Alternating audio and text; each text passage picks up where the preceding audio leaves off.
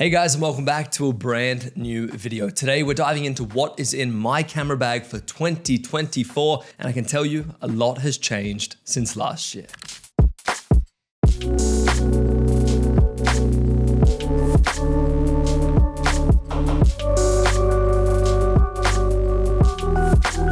All right, let's kick things off with the bag itself. This guy right here is the Lowepro ProTactic 450 AW Mark II, and I love it. It has had a rough life. It's come on planes, trains, buses, cars, taxis, you name it. This bag has been all over the world with me. I've been shooting with it for the last 3.5, 4 years now. And spoiler, I actually have a brand new fresh one on the way because this one's definitely starting to show its age. But that is the bag out of the way. It houses everything that I need. It is just under the check-in requirement for a load of airlines, which is crucial.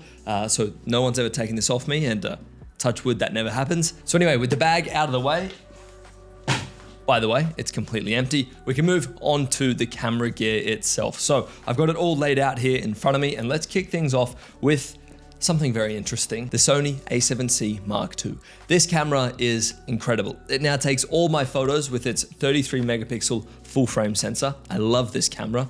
And it also pumps out great looking video as well. If I only needed to take one camera, I wouldn't take this camera. I'd actually take the second camera in my bag, which I'll get to in just a second. However, this is the perfect camera for photography, for street photography, at least for me it is, and for also shooting vlogs and other videos that don't need slow-mo, high bitrate, 422, 4K, 10-bit video. This is the camera I will choose to take. However, with that being said, it would only be right if we moved on to the second camera, which is actually shooting this video as we speak, and this is the Sony ZV-E1. I picked this camera up about 6 months ago, and I have fallen in love with it. It's tiny, it's small, and the video that's coming from this camera is incredible. The ZV-E1 films every YouTube video, every YouTube short, and all my Instagram reels. So this is the camera that puts out a lot of the content that you see. So with the cameras out of the way, let's move on to the last camera in my camera bag. Well, actually the second last camera in my camera bag. This is the drone I'm using. This is the Mavic 3 Classic. This drone ticks every box I have. The battery life's great. The photo and video quality coming from it is incredible. And the remote signal as well is very, very strong. This is something I kind of struggled with my Mavic 2 Pro. The remote signal was okay. However, the remote signal on the Mavic 3 Classic is great. I can fly this thing 2-3 Ks away. And of course, I've got to have somewhat of a clear line of sight. You know, I can't fly it behind a mountain. However, when I do fly that far away, I know that this is coming back. It's not going 2 or 3 Ks and then deciding, well, I can't find the remote anymore, time to land. I've also got a spare battery, so I've got 2 of these, and what's crazy about these batteries is they last about 35 to 40 minutes. These batteries specifically have seen about 18 months of use, so they're not getting that brand new out of the box lifespan. However, they're still doing really well, and they have not swollen one bit, which is really good for my peace of mind. One last thing to do with the drone are my ND filters. These are from Freewell, and they are just ND 16, I think they're ND 8, 32, and 64. Nothing crazy here, they just whack on the front of my drone. I'll be honest with you, I actually don't use ND filters all that much. I think I have the 16 on there all the time, and then I just change the aperture. I don't need the rest.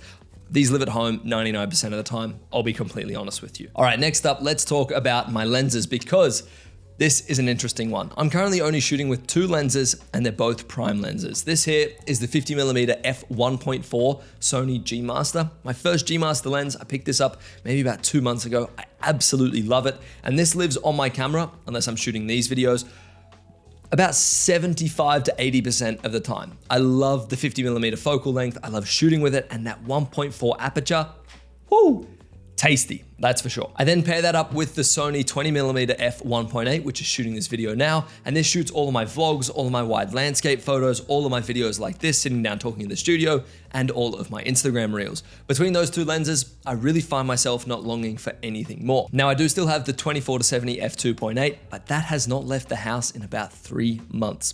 I kind of feel a little guilty about it, but ever since I picked up the 50mm, it's just sat on the shelf. If I'm in a pinch and I can only take one lens with me, it'll be the 24-70, of course. However, if I've got a little bit more room and I can fit 2 lenses in my bag, maybe one on the camera and just one in the bag itself, then these are the lenses that I'm going to be taking with me. On the front of the 50mm, I have 3 step-down rings, which gives me my ND filter. This is an 82mm ND filter from ProMaster, and the best part about having the 50mm f1.4 and the 20mm f1.8 is they have the same filter thread size. So I don't need different ND filters, I don't need to play around and mess up my rings.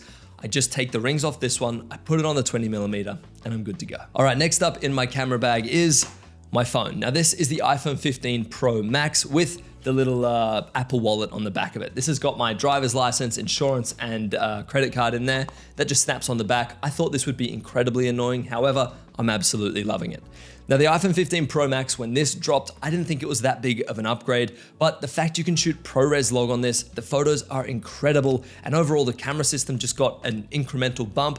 I love shooting with this camera. Whether it's video, whether it's photo, I've even done street photography with this camera. I love shooting with the iPhone 15 Pro, and the best part is, it also doubles as a phone. So text, email, social media, the lot, it can all be done on the same thing that shoots some incredible photo and video, which is great. As a travel photographer, I rely on my phone a lot. Whether it's to find photo locations, book a taxi, book a hotel, whatever the case, I need to always make sure that I'm connected. And that's where the sponsor of today's video, Aerolo, has always helped me out. Aerolo has helped me stay connected all over the world with eSIMs that work in over 200 countries and regions. And since I've been using Aerolo for the past 3 years, when they reached out and asked to sponsor today's video, it was an instant yes. In my opinion, there is no worse feeling than landing in a brand new country and not being able to connect to the internet. Whether that's at the airport because you need a code to connect to the Wi-Fi that won't get sent through, or once you've left the airport and all of a sudden you have no access to maps, taxis, or you have no idea where your hotel is. I've been using Aerolo's local eSIMs for nearly every country that I've traveled to, and I also use a backup eSIM, a global eSIM that they offer. Just in case my data at home stops working, I've got a backup and I'll always stay connected. I couldn't tell you how much time and money I've saved not having to get a local SIM card every single place I go and not being able to top it up either. One of the best features of Aerolo is being able to open up the app and top up your eSIM data as you go. The peace of mind is insane. If you want to check out Aerolo today and stay connected everywhere you travel, you can do so at the first link in the description, or you can scan this QR code on screen now. You can also use my code WATZAC3 to get $3 off your first data plan. Thanks Aerolo for sponsoring today's video. All right, moving on to a very underrated part of my camera bag. We've got SSDs. I have 2 4TB SSDs and they come with me everywhere I go. I only work off SSDs now. Sure, I've got a handful of hard drives, but they're just for long-term backups and they just live at home. Working just off SSDs has sped up my workflow like crazy. So if you haven't tested an SSD out, whether it's for photo or video editing, believe me, go get your hands on one and you will not be disappointed. Then to pair up with my SSDs, we have my 16-inch MacBook Pro, my M1 from 2021. It's currently recording the audio for this video, so I'm not gonna pick it up and wave it around in the video. However, this MacBook is still yet to slow down. It is 3.5 years into its life, and I'll be honest, I am still shocked. I have a feeling I'll be picking up the M4 Pro if and when it comes out later this year, purely because I think I need to get a little bit more storage. For the longest time, I believed I could get by with the 512GB model. However, it just seems as I grow my business, put out more content, and overall just store more stuff, I need to have more stuff on my laptop, so the 512GB version is starting to slow me down. This laptop though could easily last me another 2 or 3 years. I wish Apple let you upgrade the storage after you've purchased it, but unfortunately they don't. All right, moving on to a handful of other little things in my bag. We've got a blower. This is getting a lot of use right now, purely because the ZV-E1 sensor, when you take off the lens and the camera is off or on, the sensor's always exposed. So I'm getting a few little dust spots on there. Always got to blow them off. So this is now a staple in my camera bag. I've also got a notepad and a pen.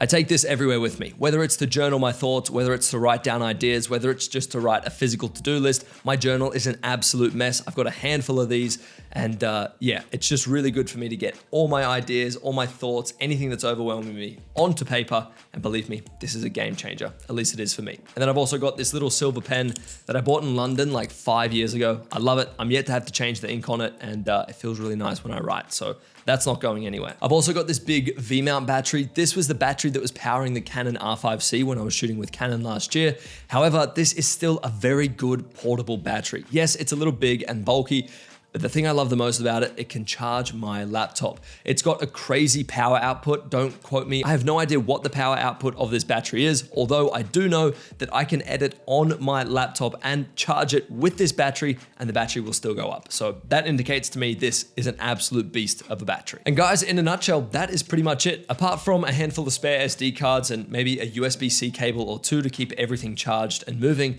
that's my camera bag for 2024. I absolutely love watching these videos. Getting an insight of what camera gear other people use to get the results they do is fascinating. Maybe it's just me, but if not, let me know in the comments below. Anyway, guys, I hope you enjoyed today's video. If you're new around here, a subscribe would mean the absolute world, and I'll catch you in the next one.